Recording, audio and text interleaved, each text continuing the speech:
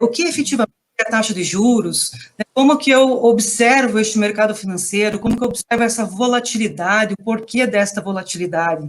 Então, os nossos membros do Clube de Economia e Finanças estão aqui hoje para nos ajudar a entender aí um pouquinho dessa volatilidade desses mercados financeiros e trazer para nós aí alguns dados para que possamos realmente entender e também estarei acompanhando vocês podem já ir fazendo as perguntas, tá, no chat, eu vou acompanhando, e depois, ou durante, ou no final, nós vamos responder aí o que for possível das perguntas para tirar todas as dúvidas, tá? Então, dentro deste tema, né, que é um tema abrangente, como o mercado financeiro reagiu, né, ao impacto da Covid-19 nas economias globais e quais as influências nas diferentes classes de ativos, aqui nós vamos trabalhar, então, alguns temas, né, no qual os membros, os expositores vão tratar aqui do que são o retorno do Ibovespa, taxas de juros, vão fazer aí um overview geral sobre as bolsas mundiais, o que fazer com os investimentos, né, que essa é uma das grandes perguntas, né, o que fazer com os investimentos neste momento, né, com a taxa de juros tão baixa, e agora, o que eu faço? Vou para a Bolsa?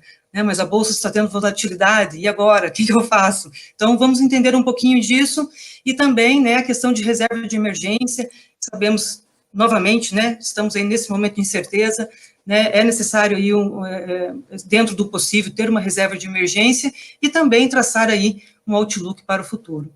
Então, eu passo então agora para os nossos expositores, e eu então os convido para que a palavra agora esteja com vocês. Bom, pessoal, primeiramente, boa noite a todos que estão nos assistindo, obrigado pela oportunidade, agradeço ao Jacques e ao professor André para a gente poder conversar um pouco aí sobre o mercado. A princípio, eu queria fazer uma leve introdução aqui sobre o clube, que nós estamos com os objetivos de passar sobre mais conteúdo sobre o mercado financeiro de uma maneira mais didática e também dar mais acesso a algumas pessoas que não conseguem, algumas dicas, algo que fazer nesses momentos de crise, momentos de como agir dentro da bolsa e assim por diante. Eu sou vice-presidente do clube, o Jonathan é o presidente e a Fernanda Miara, ela cuida da parte comercial do clube. Então hoje a gente vai começar falando sobre retornos do Ibovespa, depois seguimos com juros e depois falamos um overview sobre as bolsas mundiais. Vamos começando então com retornos do Ibovespa com a Fernanda. Bom, todo mundo já sabe o que está acontecendo com a crise do coronavírus, né, com a paralisação de serviços, a diminuição do tráfego das pessoas. Isso claramente impacta negativamente a economia mundial. Os bancos centrais mundiais também agruparam alguns resultados e se espera uma recessão técnica devido aos impactos negativos trimestrais nas empresas, até por causa que várias podem ter um problema de solvência com o fluxo de caixa impactado, né?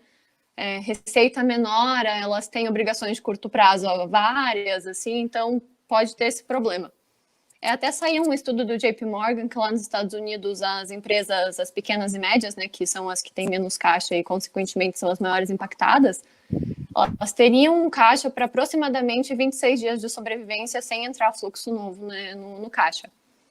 E a gente sabe que a gente já está mais de 30 dias paralisado, então a gente consegue ter uma dimensão um pouco do quão negativo vai ser esse impacto nas empresas.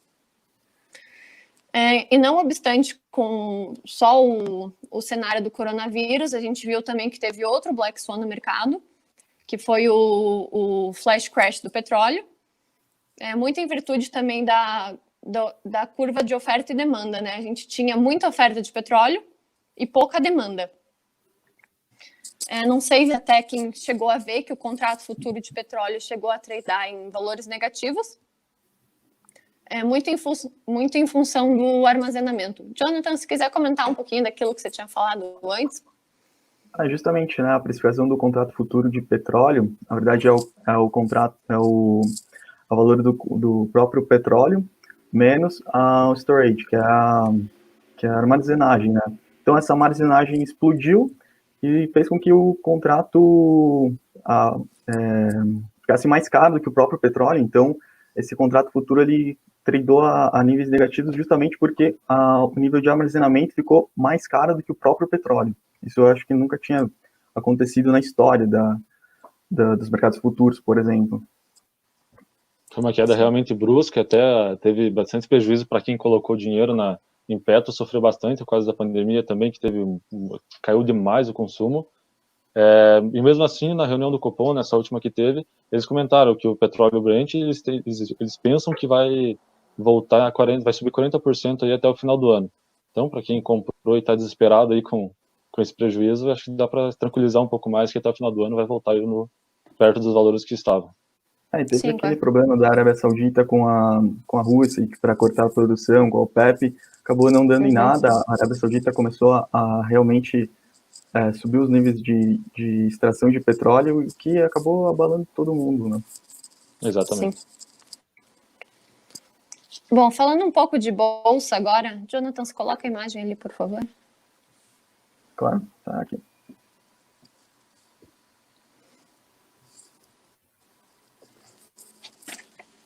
Só um minutinho. Compartilhei. Aí. Bom, nessa imagem a gente vê, dá para ver ali que a data que é de 31/3, que foi basicamente ali no meio da crise no mercado. A gente consegue ver que o índice da Bolsa Americana, né, o S&P 500 ali, o principal, chegou a cair mais ou menos 20%, enquanto o Ibovespa caía aproximadamente 50%. Na verdade, a queda nas bolsas, em todas as bolsas mundiais, elas tiveram uma queda assim, muito abrupta e muito rápida. Aqui no Brasil, o Ibovespa teve a pior queda no mês desde 1998. Então, foi basicamente uma busca do investidor por liquidez assim, muito rápido. Inclusive, a gente teve esse fato até comprovado que naqueles dias assim de maior instabilidade no mercado, até o ouro, que normalmente é considerado como proteção, chegou a cair junto. Então, isso realmente comprovava como o investidor estava procurando liquidez e de cash, né? Você coloca ali outra imagem, por favor, dos mercados emergentes. Agora, falando um pouco mais especificamente de mercados emergentes Brasil, nessa imagem a gente consegue ver os índices das bolsas dos países emergentes em dólar. Ou seja, na verdade, quando o dólar cai comparado com essa moeda, esse índice cai, né? É inversamente proporcional. E a gente consegue ver ali o EWZ, que é o índice da Bolsa Brasileira, ou seja, o Ibovespa em dólar, é o pior deles. Isso tem muita correlação com o fato de que o dólar também foi a pior moeda emergente no ano, né? O real, né? O real. Opa, desculpa. O real foi a pior, o real foi a pior emergente. moeda emergente em relação ao dólar. No caso, foi a que mais se desvalorizou. A gente até comentou aqui, né, Jonathan, um pouquinho antes de começar a live, que por mais que o dólar seja muito alto, isso gera, de certa forma, uma vantagem competitiva para o Brasil em questão de comercial em negócios com outros países. Por mais que, como o Jonathan comentou também, que no agronegócio, muito dos insumos e do que se usa para a produção do agronegócio aqui no Brasil é comprado em dólar, mas no momento de negociar a gente tem uma certa vantagem pela nossa moeda estar muito desvalorizada. De certa forma, também mostra que muito dos gringos saíram com dinheiro do mercado nacional brasileiro, mas também mostra que nós temos um certo potencial nacional para bancar isso, para ter um autofinanciamento dos negócios aqui dentro. Sim, estimula o consumo interno. Exatamente. Deixa os produtos brasileiros mais baratos, né? Exatamente. Sim.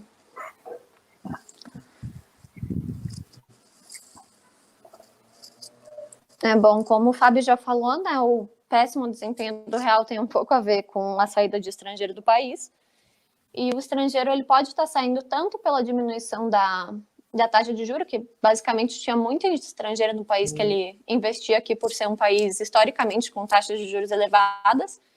E como as taxas vêm caindo nesses últimos tempos, às vezes o investidor quer tirar esse dinheiro daqui. Exatamente. E quando ele tira, ele tem que vender o real e comprar dólar, o que causa uma pressão vendedora na moeda. Também tem o fato de que... Opa, pode falar. Pode continuar, desculpe. Também tem o fato de que o Brasil é um mercado emergente com mais liquidez, então é muito mais fácil do investidor tirar o dinheiro daqui, mas também é muito fácil dele voltar. E também tem o fato de que o Brasil tem muita estabilidade política, inclusive o Fitch esses dias até rebaixou o Brasil. E isso, às vezes, acaba afastando um pouco o investidor estrangeiro. Quando você comentou ali da... Pode falar. Pode falar, Jonathan. Não, a instabilidade política aqui no Brasil já é uma coisa é uma coisa crônica já, né? Então a gente sempre vai ter que ter uma malícia de saber lidar com isso. A questão da liquidez é sim, o país o Brasil é um dos maiores emergentes líquidos, então para você tirar dinheiro, uma grande quantidade de dinheiro, que as bolsas não sintam tanto, por exemplo, sim, o Brasil é a primeira opção, né? Se você tirar dinheiro da magnitude que foi no Brasil, por exemplo, na Argentina, o crash ia ser colossal dentro da bolsa lá, porque não tem o nosso tamanho. Então, isso favorece que a nossa bolsa, no curto prazo, ela perca substancialmente muito valor. Basicamente é isso. Quer falar alguma coisa?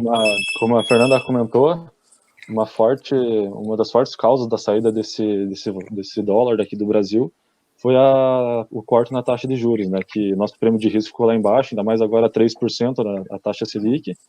Os gringos não preferem investir em países que têm um prêmio de risco um pouco maior, até mesmo nesse momento que a pandemia atinge muitas economias nacionais. E a gente tem que entender um pouco também por que foi cortada a taxa de juros, que muitas pessoas não entendem, né, o porquê disso. Basicamente, a taxa de juros é uma ferramenta usada pelo Bacen para fazer ajustes na política monetária. Uma ferramenta do Banco Central que eles usam para controlar a inflação, e também a alta e a queda dos juros influenciam no consumo das famílias e também no crédito, na tomada de crédito dentro do país. Quando a gente tem uma alta na inflação, o juros sobe, controlando o consumo.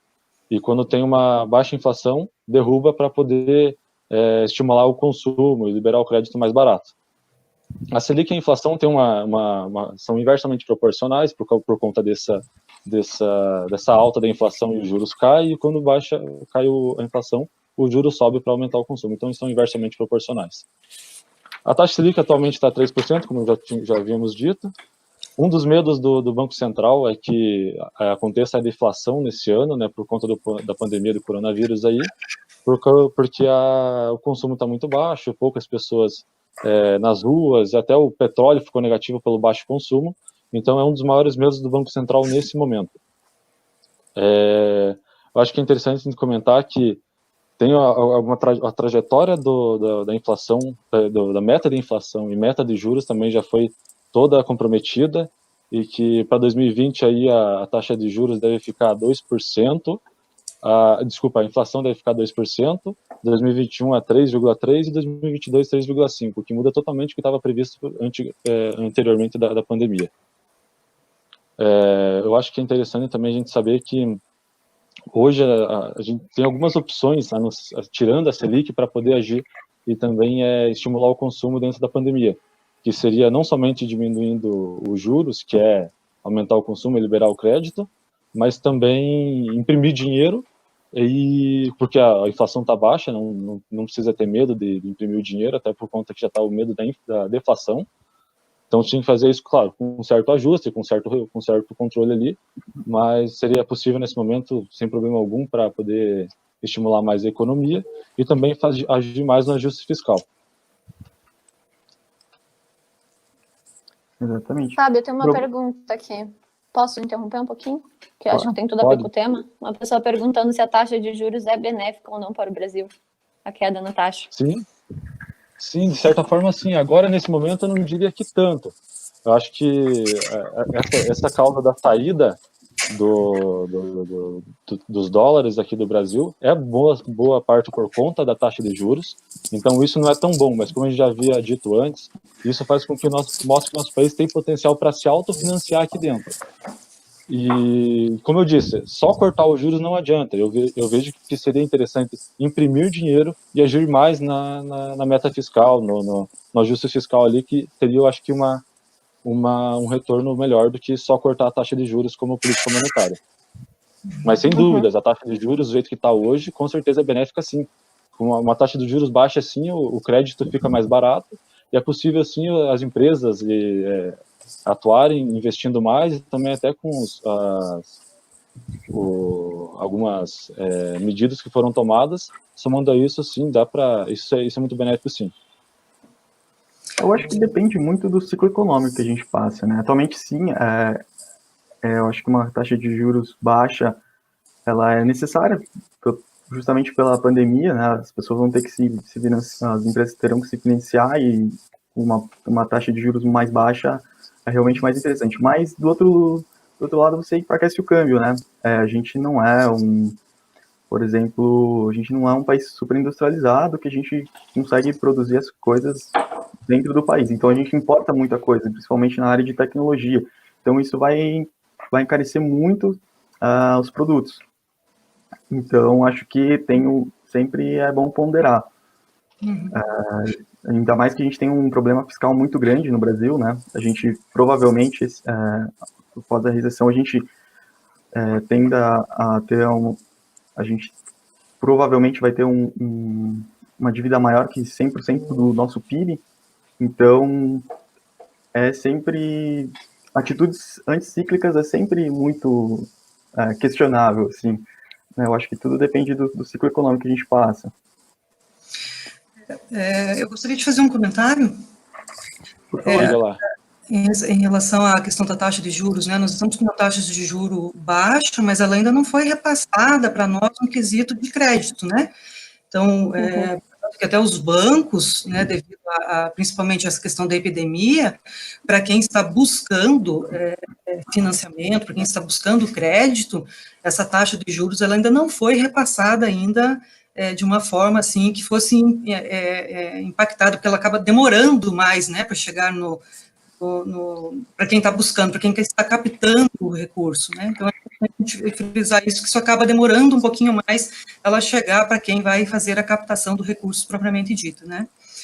E eu acho que é também aqui a gente comentar sobre vocês comentaram, né, da fuga dos investidores estrangeiros. A gente tem uma questão também muito importante no Brasil, que é a questão da instabilidade política, né? Então, acho que é bacana se vocês puderem comentar alguma coisa, Jonathan, sobre essa instabilidade política, porque os investidores acabam enxergando o nosso país de uma forma muito instável hoje, né, devido à forma, principalmente do nosso presidente, não ter uma boa relação com o Congresso, e isso acaba gerando, sim, uma insegurança para os investidores, né. Então, eu acho que esse também é um dos fatores, né, que acaba, sim, afugentando aí, principalmente depois que acaba saindo várias dessas como que vai se dizer, das frases do nosso presidente na mídia, acaba gerando aí sempre algumas quedas, né, na Bolsa de Valores. Então, é importante a gente dar uma ressaltada em relação a isso. Tem algum comentário em relação a isso? Essa estabilidade política, ela dá para ser percebida no risco país, né, no CDS. Então, quando você tem uma instabilidade política, esses índices, necessariamente, eles vão subir. A gente é rebaixado nas agências de risco. E muitos investidores, eles têm no seu compliance que só podem investir em determinado país que segue certas premissas. Então, a gente, muitas vezes, quando a gente é rebaixado nessas agências, alguns fundo soberano, fundo de pensão grandes, até empresas, elas não podem, justamente no seu contrato, investir dinheiro no país, o que prejudica, né? Faz a fuga de capital. Então o dólar está nesse patamar não só pela taxa de juros, né? Tem todo um risco país envolvido, justamente porque instabilidade política, ministro que tenta toda o que a gente já sabe, né? Esses problemas.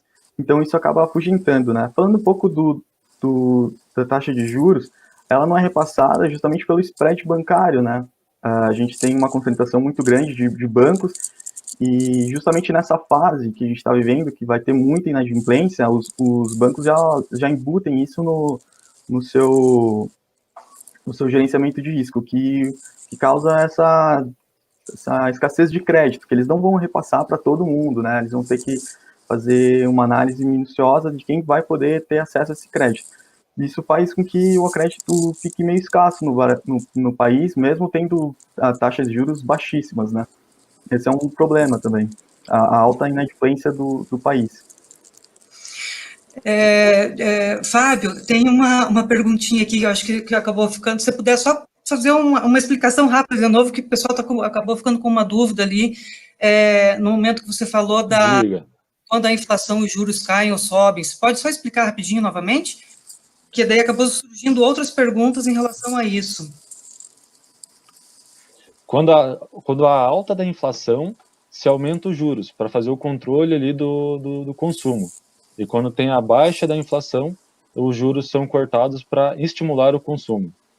Certo? Ok, a Maria Júlia que fez a pergunta. Maria Júlia, espero que tenha ficado mais claro agora. Uhum. Ok, então. Pode seguir, pessoal. Uhum. Jonathan, acho legal você comentar um pouquinho ali, já que você está falando ali um pouquinho dos juros e também do spread bancário, dessa inadimplência, que o pessoal está comentando ali o que fazer nesse momento dentro da Bolsa, que basicamente a inadimplência são das empresas também, e logicamente impacta diretamente dentro da Bolsa. A empresa grande, ela consegue se financiar via crédito privado, né, lançamento de debêntures, letras, esse tipo de coisa que pequenos investidores empreendedores não vai conseguir, infelizmente. Bom, visto isso, então, acho que investir em empresas mais consolidadas, tem setores que geralmente sofrem menos, tipo utilities, energia elétrica, por exemplo, parte de transmissão, que já são contratos com... prevê contratos de pagamentos normais, então não tem que sofrer tanto, diferente, por exemplo, de distribuição, que vai ter muita inadimplência, o governo vai ter que subsidiar uma parte de quem não consegue pagar a energia elétrica. Então, tem vários setores que geralmente sofrem menos. Por exemplo, a Paranaense Klabin aqui, que é a exportadora de papel e celulose. Ela é uma empresa dolarizada, ela está aberta a alta do câmbio, ela se valoriza, porque ela tem 70% da receita em dólar. Então, nesses últimos dias, ela subiu bem, justamente porque ela tem uma parte de dólar, exportadoras também, de proteínas, a JBS, Marfrig. Exatamente, são empresas que se favorecem nesse momento de instabilidade do câmbio, por exemplo, né? Mas agora um risco sistêmico infelizmente vai todo mundo, a correlação chega a 1 e vai todo mundo descer, como foi nesses últimos meses aí de coronavírus. Não teve nenhuma ação que sofreu, né, saiu ilesa, né, da pandemia. Até juros, por exemplo, a curva as NTNSBs, tem a longa, a média e a curta, então dá para ver que todo mundo acabou afundando, então qualquer tipo de equity foi prejudicado. Então, manter a diversificação é sempre essencial, né? Hoje em dia tem fundos de dólares, fundos de ouro, que é fácil para o investidor pequeno conseguir aportar, e isso favorece a carteira, então faz a diminuição de risco do investidor. Acho que basicamente é isso. Só complementando aqui o Jonathan, o que o Jonathan está colocando, né, que dentro das finanças nós chamamos a gente trata daquela teoria, né, não coloque todos os seus ovos numa mesma cesta, se ela cair, todos vão quebrar, né, ou seja, diversifique, né. Porém, neste momento, né, dessa nossa situação hoje de um momento crítico de epidemia, o que acontece? Mesmo diversificando, né, ou seja, eu estou investindo em vários ativos de classes diferentes, né, eu posso ter aqui um determinado recurso lá dividido em 5 partes, investidos em ações, em debêntures, em renda fixa, uma parte em renda variável, em multimercado, porém, devido a este momento, que nós estamos num momento muito instável, o que acontece? Mesmo diversificando, como todas as empresas basicamente foram afetadas, que é o chamado risco não diversificável, né? Ou seja, a diversificação somente ela não resolve, né? Porque são fatores externos que vêm, né? E que impactam as empresas. Então é isso que o Jonathan está colocando, né? Que mesmo diversificando, né? há uma possibilidade de perda, né? Porque as empresas elas estão sendo impactadas. Algumas são mais, outras menos, depende, logicamente, do seu setor, da região geográfica onde ela está inserida, enfim, tudo mais, de qual bem que ela está trabalhando, mas, de uma forma ou de outra, ela acaba sendo impactada.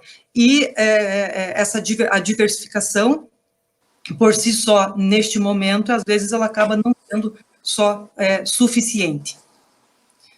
Até porque, se a gente for olhar, a gente sabe que uma crise de pandemia ela é uma coisa externa, que ela não é como se fosse a crise de 2008, por exemplo, que foi algo de dentro do sistema financeiro. Então, é uma coisa que ela atinge diretamente o consumo, atinge a todos sem ter como escapar aí. Exato. Verdade. O Jonathan comentou um pouco das empresas que seriam menos impactadas. Eu acho que é legal falar um pouco também das que seriam mais impactadas, que inclusive vem sofrendo bastante na Bolsa, que seriam as varejistas, companhias aéreas, as petroleiras também, por causa da crise do petróleo. Bom, as varejistas têm um pouco a ver, né, pelo fato também que aumentou muito o desemprego já. Os Estados Unidos já vem apresentando taxas de desemprego muito altas, e com toda essa incerteza econômica diminui o apetite do consumidor para gastar, né, o que impacta diretamente no varejo. Algumas varejistas também costumam ser impactadas pela alta do dólar, pela compra de alguns produtos e etc. E companhias aéreas e turismo também, né, claramente, porque como diminuiu muito o trânsito de pessoas, isso impacta diretamente, até porque a companhia aérea ela trabalha ali com um caixa bem apertado. E também até saiu hoje uma entrevista com o CEO da Boeing, que ele estava falando que depois da pandemia acabar, né, tem toda essa incerteza ainda com a companhia aérea de que talvez tenha que, por exemplo, ninguém sabe como vai ser ainda... Peraí que eu tô cortando um pouco. Como vai ser os procedimentos nos aeroportos, especula-se que, por exemplo, as pessoas vão ter que sentar mais separadas nos aviões, o que é diminuir a receita das aéreas também. Então, eu acho que é um momento, talvez, de procurar coisa mais óbvia, com muito caixa, pensar o que vai ser menos impactado nessa crise. Mas eu acho que vale também lembrar que nas bolsas costumam-se ter as melhores empresas. Então, talvez até num longo prazo, talvez isso seja uma crise que, infelizmente, acabe com as pequenas empresas, o que pode deixar mais um oligopólio nas empresas que sobreviverem. Então, pensando num futuro mais distante, eu acho que talvez valha pensar um pouco nesse sentido também, procurando liquidez nesse momento. Que essas empresas, com a taxa de juros baixa, elas conseguem se financiar, né? Justo ou empréstimo direto com bancos ou crédito privado. Então, tende a sofrer menos, mas tende a se recuperar mais rápido, aliás. Se houver uma recuperação, espero que sim, né? Tem uma pergunta uma pergunta aqui para vocês aí, economistas, do Oscar Labari. Como o mercado reagiria se o Banco Central intervisse e limitasse a taxa de juros, digamos, a 12% ao ano, 4 vezes a taxa Selic? Seria 4 vezes o que está hoje, né? Aumentando a taxa? Aumentando a taxa. O que aconteceria? Acho que a gente ia quebrar de vez, eu acho que já está difícil o crédito com uma taxa de 12%. Eu acho que acabou daí.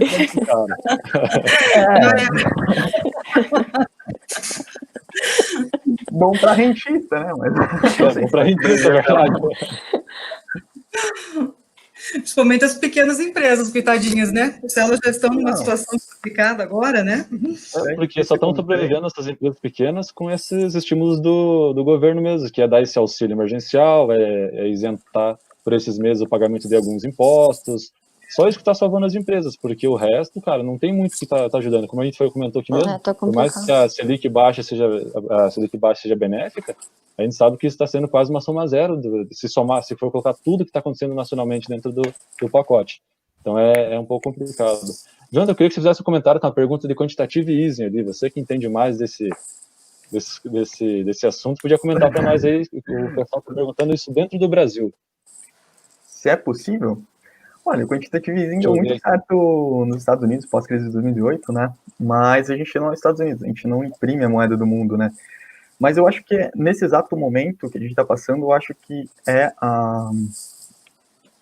eu acho que é a atitude mais interessante do que abaixar juros, ficar vendendo contrato, fazendo swap, justamente porque tem uma crise tanto de oferta quanto de demanda, né? Então, acho que uma inflação no curto prazo, acho que ela não deve ocorrer, colocando dinheiro no mercado, a princípio, né? Mas, como eu disse, atitudes anticíclicas, elas são sempre bem discutíveis, assim, mas eu sou a favor do quantitativismo, por exemplo, no Brasil.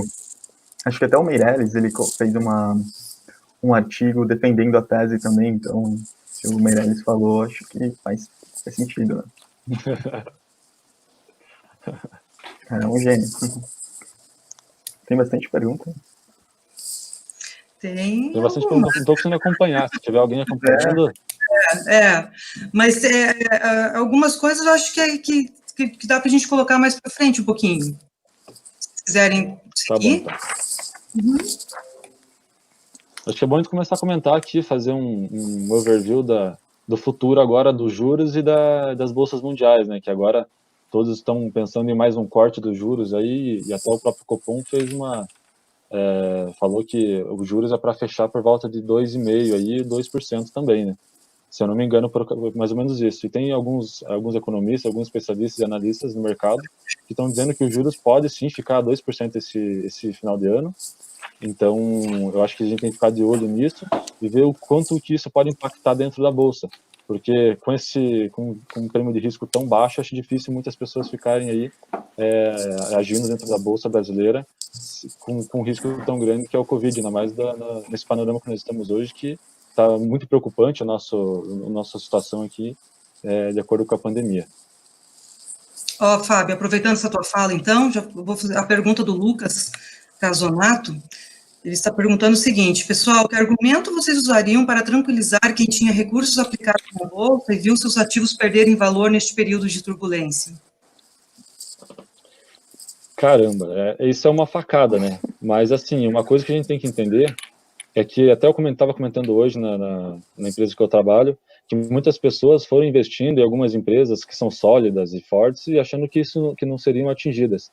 Mas eu acho que antes de qualquer movimento, no momento de previsão de crise, nós temos que saber que, a gente saber diferenciar, como a gente já comentou aqui, o que é uma crise externa e o que é uma crise interna. Quando se trata do mercado financeiro, isso pode atingir, de certa forma, alguma coisa, o consumo sim, as taxas sim, mas de certa forma não atinge tanto a recuperação, eu diria, das empresas. Agora, algo que vem do consumo é muito pesado para qualquer empresa, qualquer setor aguentar. Então, eu acho que o que a gente pode fazer agora, depois que já perdeu a grana, já perdeu boa parte do que tinha colocado dentro da bolsa, seria aguardar, fazer novas análises e esperar subir de novo para recuperar o dinheiro e ter paciência, porque, infelizmente, o dinheiro não vai voltar, não vai dar em árvore de novo. Uma coisa que seria legal comentar até, que para quem investiu algumas coisas como o consumo de petróleo, algumas coisas desse ramo, desse setor, é que, como eu já disse, o próprio Copom já falou que acredita que o petróleo vai retornar em 40% do seu valor aí para cima. Então, são dados que tranquilizam até o final do ano. Mas a gente não sabe exatamente se vai acontecer isso, porque tudo é uma incógnita aí no mercado financeiro. Quem comprou Petrobras no pré-sal, por exemplo, quando houve a descoberta do pré-sal, até hoje não recuperou o dinheiro, né?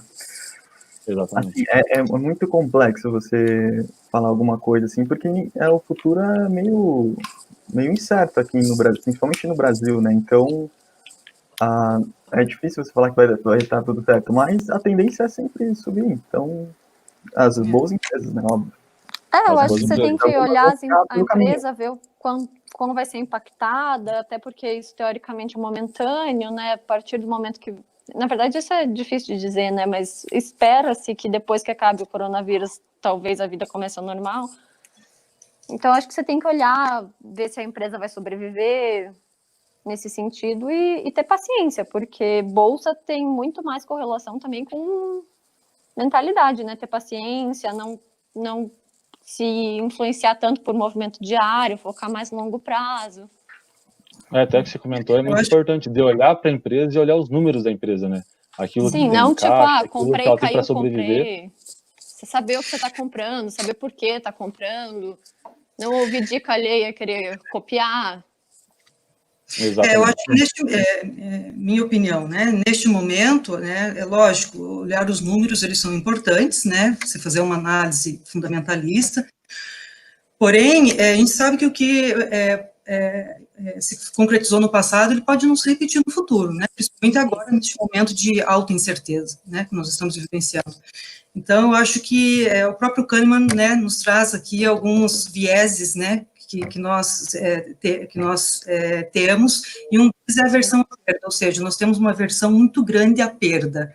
Então, eu investi num ativo e eu estou lá vendo que estou perdendo valor, perdendo. Qual que é a primeira sensação que eu tenho? Eu quero vender logo e para eu não perder tanto, né, porque eu não quero perder muito. Porém, o próprio Kahneman, ele nos dá a orientação do seguinte, né, que se tem que esperar, né, principalmente num momento como esse. Então, agora as empresas estão sendo impactadas por esse risco não diversificável, né, esse risco externo que está vindo. A questão agora, eu já estava investindo em determinada empresa, eu apostei nessa empresa,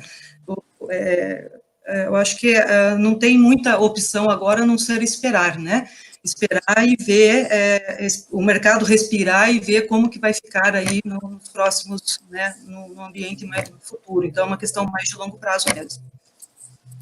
Até comentando esse cenário futurista aí, para a gente tentar tirar uma casquinha e imaginar o que pode acontecer de bom ou de ruim. Até o Antônio Carlos fez aqui um comentário falando que no momento do Covid-19 os gastos do governo vão estar alinhados ao auxílio social e das questões sanitárias. Porém, no pós-crise, acredito que o governo será importante para a retomada econômica. Sem dúvida, qualquer retomada econômica é muito importante a ação do governo, agindo tanto investindo em infraestrutura, como também na tentativa de geração de emprego. E eu sempre vou apoiar muito a ideia de liberar crédito mais barato, porque nesses momentos, quando a gente fica devendo, as empresas ficam devendo principalmente, o crédito barato é uma das coisas mais importantes para essa retomada empresarial. O problema é a margem fiscal para fazer isso, né? A gente é um país bem problemático com essa parte aí, né? A gente tem uma dívida alta, a gente é um país emergente, então todo gasto do governo deve ser bem pensado antes de ser comprometido, assim. Mas concordo que nesse exato momento vai ter que alguma iniciativa público-privada tem que ser feita. Pessoal, tem mais uma pergunta aqui do Rodrigo Heitor, que está colocando que quem vive apenas de bolsa de valores, o que fazer? Qual a melhor opção? Tem alguma sugestão? Acho que a melhor pessoa para responder isso, novamente, é o nosso amigo Jonathan, que ele, além de ter um vasto conhecimento por ter trabalhado nisso, ele atua também só no mercado financeiro hoje. Imagina. Depende da filosofia, né? Tem a filosofia da pessoa que só vive de dividendos, pessoas que fazem trade mesmo. A pergunta ficou meio aberta, assim. Se for para viver de dividendos, acho que nesse exato momento tem bancos, principalmente, estão pagando 15% de dividend yield. Então, muito mais do que a Selic. Então, acho que vale um investimento. Agora, de trade, eu não sei o que eu posso falar aqui, mas basicamente eu acho que há uma assimetria. Eu acho não sei se tem muito mais espaço para cair do que para subir. Então, acho que esse é um momento, não sei se é um momento de inversão, que agora a gente vai começar a subir, mas acho que cair não é tão assimétrico assim. A gente volta naquilo de ter paciência com os investimentos, né? Claro, não usar todas as reservas, né? Sempre manter um dinheiro guardado, para caso sofra um sufoco aí, tem poder se manter aí. Mas, cara, nesse momento não tem muito o que fazer, não. E como eu já disse antes, o mercado, quem estava no mercado vai sofrer isso, todas as empresas caíram, não tem o que fazer. Infelizmente, todos sofreram. Tem uma frase bem emblemática, sempre dizem que é do Harry Markowitz, que é o único almoço grátis é a diversificação. Então, acho que faz todo sentido isso, diversificar, e não só na bolsa, mas se a pessoa tiver condições, ir para crédito privado de empresas, a private equity, real estate. Eu acho que tudo que tiver investimentos que é interessante ter, acho que vale a pena ter. Justamente para não chegar nesse momento e ver todas as suas economias afundarem, porque você estava concentrado em um ativo só. Então, acho que diluir esse risco é sempre muito importante. Basicamente, a dica é rever os investimentos, rever os conceitos, as análises que são feitas para investir e tentar diversificar ao máximo a carteira e tentar agir com isso para tentar ter uma retomada boa e daqui para frente. Okay. Pessoal, tem uma pergunta aqui que eu acho bem interessante vocês comentarem. Eu tenho percebido que muitas pessoas têm dúvidas em relação a isso. Do Vitor Sena, ele coloca assim: foi mencionado que imprimir dinheiro pode ser benéfico. Poderia falar dos efeitos no mercado com esta ação, visto que a inflação tende a subir? Sim, como a gente está com... Pode falar, Diego. Quando se expande a base monetária, realmente tem uma inflação, né? Mas o que a gente vê hoje é uma crise de demanda, né? Então as pessoas não estão comprando, né? Justamente porque está tudo fechado ainda, de fato, mas a circulação do dinheiro está muito baixa. Então, quando você faz uma atitude anticíclica como essa, de imprimir dinheiro, ela equivale a tentar deixar em patamares normais, assim. Então, a curto prazo, depende da atuação realmente do governo, eu acho que não terá inflação no curto prazo, né? Agora, são atitudes que não devem ser mantidas, tem que ser muito pontual, justamente só nesse momento de crise que deve ser feita uma atitude dessa. Agora, a longo prazo, ficar imprimindo a longo prazo, sim, vai gerar inflação. Mas como esse é um problema típico, né?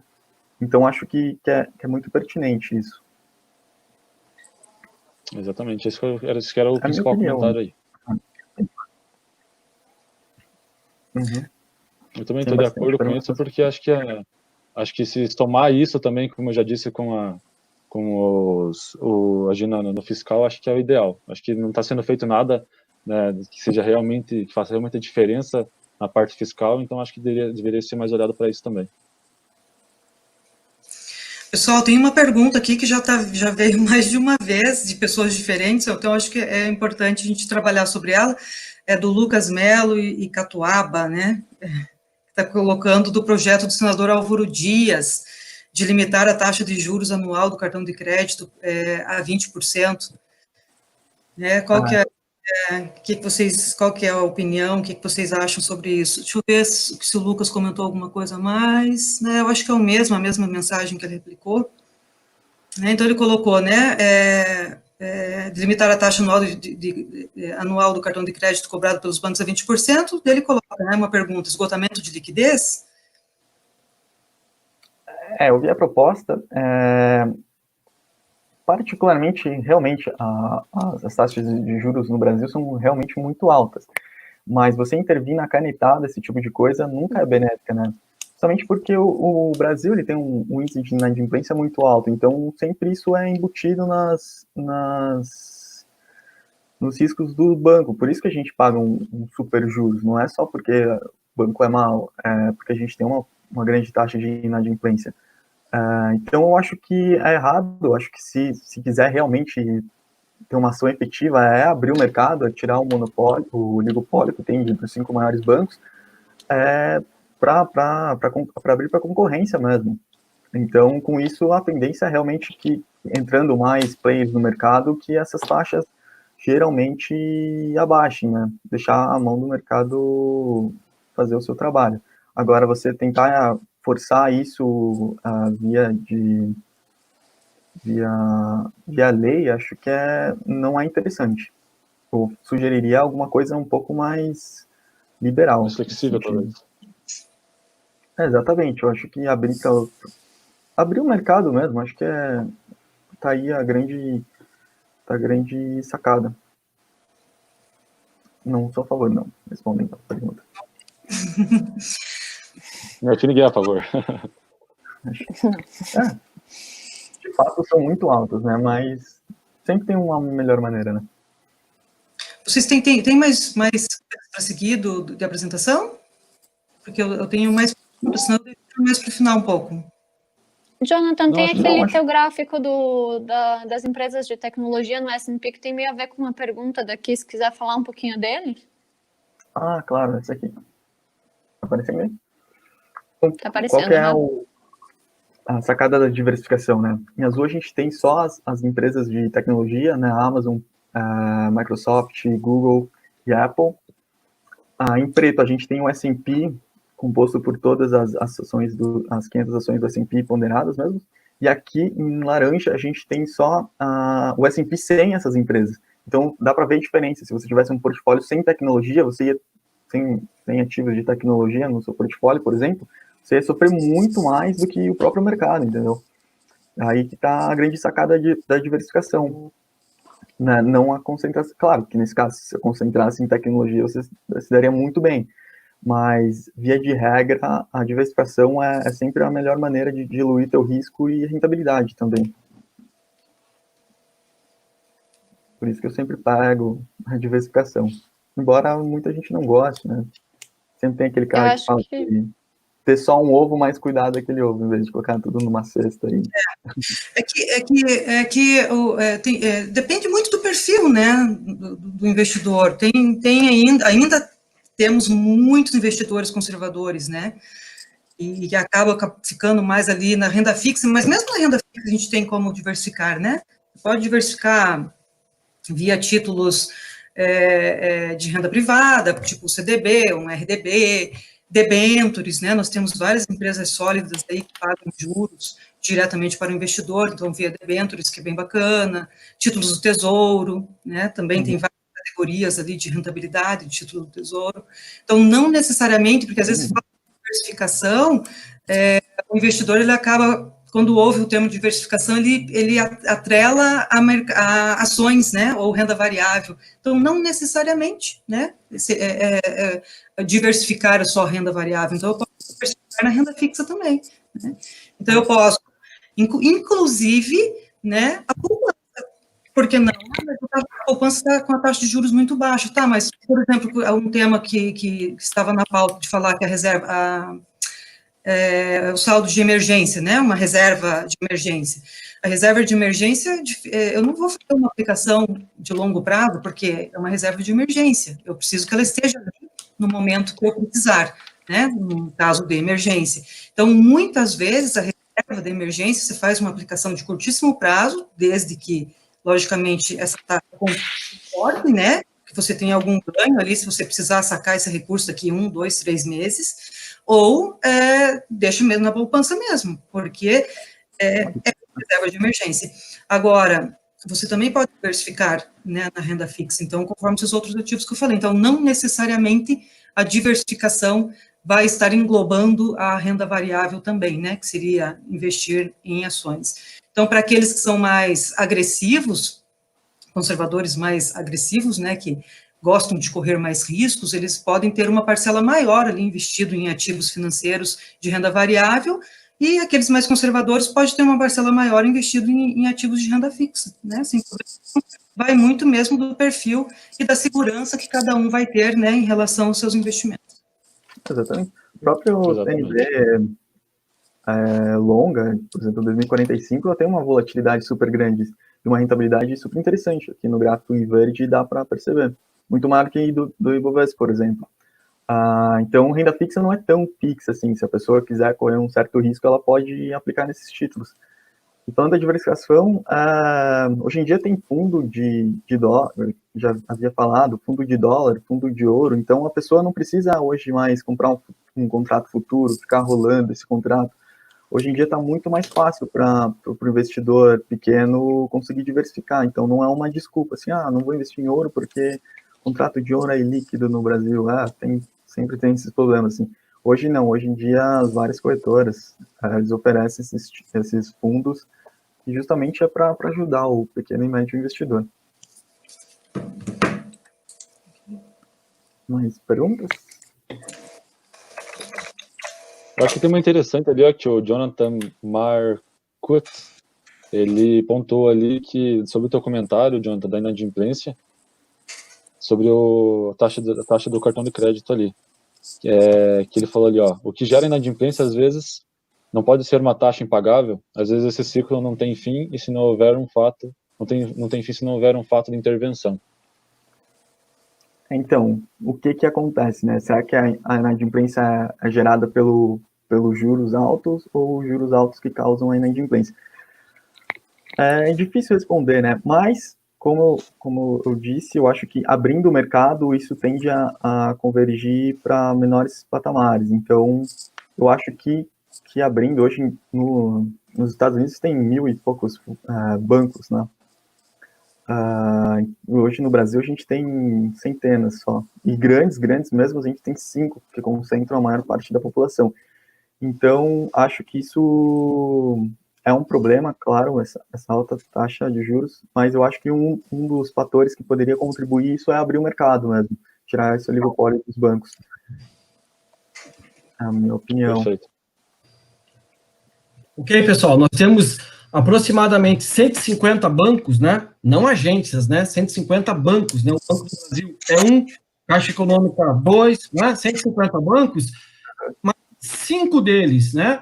A Caixa, o Banco do Brasil, Santander, Bradesco e Itaú controlam quase 80% de operações e, consequentemente, de faturamento no sistema bancário. Então, o Jonathan colocou muito bem, eu concordo, o pessoal chama de oligopólio de banco, né? Há uma concentração bancária enorme. Se você vai para os Estados Unidos, lá tem 12, 13 mil bancos, né? Você só vai conseguir... Sou totalmente contra arbitrar diretamente sobre taxa de juro, não faz sentido, né? Tem que colocar o teto para taxa de juro, seja no juro bancário ou no cartão de crédito. Isso não tem o menor sentido, gente. Por favor, nós vivemos em uma economia de mercado, e em uma economia de mercado quem determina os preços é o mercado. No caso do mercado financeiro, os preços são as taxas de juros. Quem determina as taxas de juros é o próprio sistema financeiro. O que o Banco Central faz é dar um norte. Ele norteia as taxas de juros por meio da taxa Selic, né? Minha preocupação agora, alguém falou bastante na queda da Selic, me surpreendi do 3,75 cair para 3%, porque a minha preocupação parece que o Banco Central está começando a falar sozinho, né? Mas até dá para entender esse falar sozinho, porque a gente está vivendo uma crise sem precedentes, mas determinar a taxa de juros não faz sentido, e o nosso governo não vai adotar isso. Nenhum governo decente adota esse tipo de medida, tudo bem? Ok? Então, eu acho que o Jonathan respondeu muito bem essa questão, ok? A professora Andréia está indo para a sala de aula, eu estou assumindo aqui o lugar dela. Com vocês, meninos. Eu acho que ali da pauta que nós tínhamos, já comentou ali os principais pontos. Acho que agora, se der para dar alguma atenção nas perguntas ali só, se tiver mais alguma. Tem aqui o pessoal perguntando como é que a gente acha. Acho que só mais umas 2, talvez. Como é que a gente enxerga esse desvencilhamento do S&P e da Nasdaq em relação à realidade econômica? Se a gente acha que a gente está em uma bull trap no mercado americano?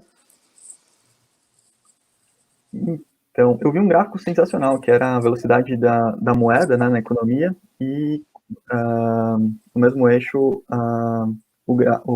os retornos do S&P. Foi injetado muito dinheiro na economia dos Estados Unidos, né? Então, teve um quantitative easing novamente. Então, ficou com muito dinheiro, só que a economia lá, ainda tem lockdown lá, nem tudo está aberto lá. Então, muito desse dinheiro acabou indo para a Bolsa. Por isso que esse excesso de liquidez fez a Bolsa subir quase momentaneamente, né?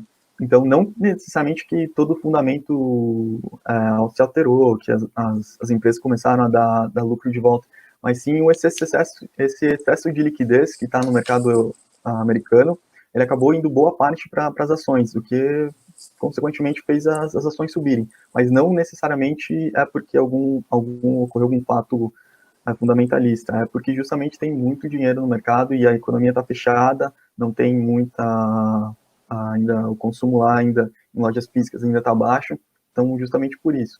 Eu achei bem interessante essa análise que eu li. Outra observação de uma pessoa colocar que é muito interessante, né? Que é a questão de imprimir dinheiro. Essa questão de imprimir dinheiro, ela é muito interessante, é controversa. a gente tem limitação, inclusive constitucional, para a emissão de moeda, e, sem dúvida, alguns colocaram essa questão, né, à medida que o lado monetário da economia, né, e o lado real, né, fluxo de dinheiro e fluxo de mercadoria, produção, né, a hora que se distancia isso, sem dúvida, a tendência é gerar inflação, né? Há algumas correntes de pensamento econômico, como os monetaristas, Escola de Chicago, que, assim, o grande gerador de inflação é a senhoriagem, é emitir moeda descontroladamente. Nós não temos mais elo, né? Não há mais vínculo de emissão de moeda com ouro ou lastro, né? Não existe mais isso, as moedas são fiduciárias, depende da boa gestão do Banco Central. Entretanto, no momento atual, eu não estou dizendo que eu sou a favor, né? Mas no momento atual, uma emissão de dinheiro não tem como gerar inflação, pessoal, né? O Jonathan, o Fábio, a Fernanda até estavam comentando, né? Nós tivemos uma deflação, né? Até amanhã de manhã eu vou estar dando uma entrevista na CBN, já fazendo uma propaganda aqui, sobre a inflação em Curitiba, praticamente no Brasil inteiro houve deflação, a coisa pegou forte. Isso vai se repetir agora, nesse mês de maio, sem dúvida nenhuma. A gente vai enfrentar mais de uma deflação. Então, você colocar mais dinheiro em circulação, principalmente na ponta da pequena empresa ou de pessoas que estão desempregadas e que não têm registro, são informais, estão aí há 2 meses esperando o bônus de R$600, que não chegou ainda para muitas pessoas. Para mim, esse bônus é pouco, R$600 é um valor baixo, e detalhe, por apenas 3 meses. Já estão discutindo em ampliar esse movimento. Mas além da emissão da moeda, isso também por trás ainda vai aumentar a dívida pública? Vai, inevitavelmente, vocês colocaram muito bem, vai aumentar a dívida pública do mundo inteiro, né? Ninguém vai sair dessa crise com uma dívida pública equilibrada ou com o volume de dinheiro em circulação equilibrado. O que a gente precisa pensar é que na retomada, os ajustes, né? Como ajustar a liquidez, isso vai ser muito importante até para a retomada do crescimento econômico, e como o governo vai equalizar uma dívida pública que talvez passe de 100% do PIB, que é o nosso caso. Exatamente. A previsão que passe, né? Até que a gente comentou que é uma coisa que deveria ser feita pontualmente, né? Que você imprimir dinheiro enquanto estiver nessa situação. E até se a gente for olhar a nota do Copom mesmo, eles comentam claramente que a principal preocupação hoje é a deflação, por conta dos commodities caindo, esse risco alto, esse risco, na verdade, esse prêmio de risco baixo. Então, realmente é uma coisa que a maior parte do mercado, a maior parte dos analistas estão apoiando aí. Última pergunta? Vou fechar já? Quase na hora. Eu acho que já foram meio que todas. Por falar a verdade. De uma forma geral, vocês responderam, e algumas perguntas vocês responderam durante aqui também, então nem trazer as perguntas, né, Fernanda? Então, beleza, então é isso então, pessoal. Eu queria agradecer de novo, Jackson, pela oportunidade aí para a gente poder conversar um pouco sobre o mercado, também atuar e deixar no nosso canal um conteúdo tão bom como esse, com a participação de 2 pessoas ilustres aí da Escola de Economia, que é o Jackson e a Andrea. Lembrando que a gente vai deixar gravado aqui essa live, e é isso aí. Também quero agradecer a Manoele, que ela não está presente aqui com a live, mas ela ficou presente nos comentários ali, nos mandando todas as perguntas ali no grupo do WhatsApp. Aproveitando e lembrando também que nós estamos com o processo seletivo para o Clube Aberto, porque quem quiser participar mais dessa iniciativa aí de agir no mercado financeiro de uma forma mais para ensinar, uma parte mais didática, aprender também. Fiquem à vontade, tem vários setores. Qualquer coisa é só nos chamar nas nossas redes sociais. Estamos à disposição sempre. Pessoal, muito obrigado pelo espaço. É um orgulho ver vocês aqui, né? Meus pupilos aqui, né? A Fernanda de Engenharia Civil, o Jonathan e o Fábio de Economia. É muito legal ver vocês já envolvidos e fazendo uma discussão pesada, uma discussão de alto nível que envolve a questão macroeconômica, envolve os mercados financeiros, envolve experiência, né? Então, antes de tudo, parabéns, pessoal. Agradeço muito a participação. Tem um monte de gente participando, escrevendo bastante ali. Olha, foi muito legal.